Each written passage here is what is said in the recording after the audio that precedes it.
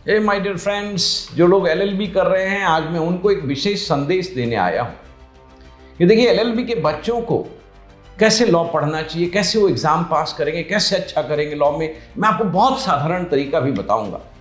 देखिए, ऐसा है कि हर एलएलबी के एग्जाम में आपका एलएलबी का प्रीवियस ईयर क्वेश्चन पेपर होता है। पहले आप सबसे पहले उसको निकाल लो, उसको निकाल के आप स्कैन करो। 5 साल के पेपर, 10 साल के पेपर, आपको इंपॉर्टेंट टॉपिक्स पता चल जाते हैं।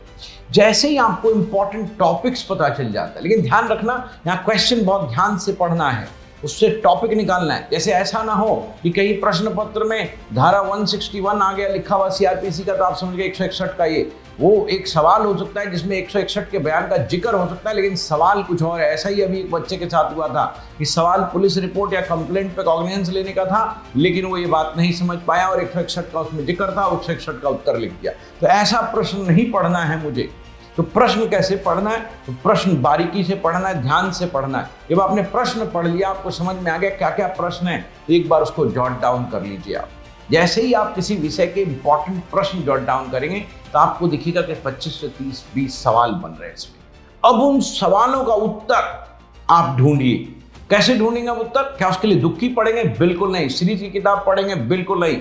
आप उसके लिए अपना केस मटेरियल पढ़ेंगे या आप उसके लिए कोई अच्छी किताब पढ़ेंगे। अच्छी किताब से आपका दिमाग बढ़ेगा।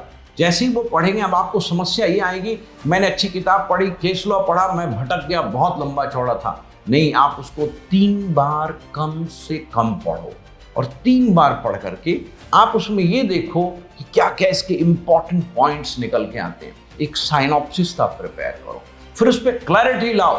क्लैरिटी ऐसी या आपको बिल्कुल दिखे ना, जैसे एक फुटबॉलर को बिल्कुल फुटबॉल जो है वो हमेशा दिखता रहता है, क्रिकेटर को क्रिकेट बॉल हमेशा फुटबॉल की तरह दिखता रहता है, वैसे ही आपको क्वेश्चन बिल्कुल क्लियर दिखना चाहिए, क्रिस्टल क्लियर। और जब ये क्वेश्चन आपको अच्छी तरह से दिखने लगेगा, आंसर आपको अच्छी तरह से दिखने लगेगा, जिसका आपने साइनॉप्सिस प्रिपेयर कर लिया है, क्या उसमें केस लॉ, उसके साइटेशन भी लिखने जरूरी है? केस लॉ यदि याद रहता है तो लिखो, साइटेशन की ऐसी कोई आवश्यकता नहीं है। अब आपने लिख लिया उसको, आपने साइनॉप्सिस बना लिया। अब सबसे इंपॉर्टेंट काम है आपके पास, आप किसी मित्र से मिलो या स्वयं से उस आंसर को बोलो या लिखो। कहते हैं रीड लेस राइट मोर, स्पीक लेस राइट मोर। तो लिखने की कला, क्योंकि एग्जामिनर तुम्हारा लिखने की कला देखेगा। अब तुम उसको लिखो और लिखने वक्त ये ध्यान रखो कि तुम सारे इंपॉर्टेंट पॉइंट, यहाँ ये ध्यान रखना कि concept is more important than content. Concept होना चाहिए, कंटेंट पे बहुत फोकस नहीं हो। हालांकि कंटेंट भी है तो अच्छी बात है, लेकिन कॉन्सेप्ट पे फोकस करो, संकल्पना को समझो।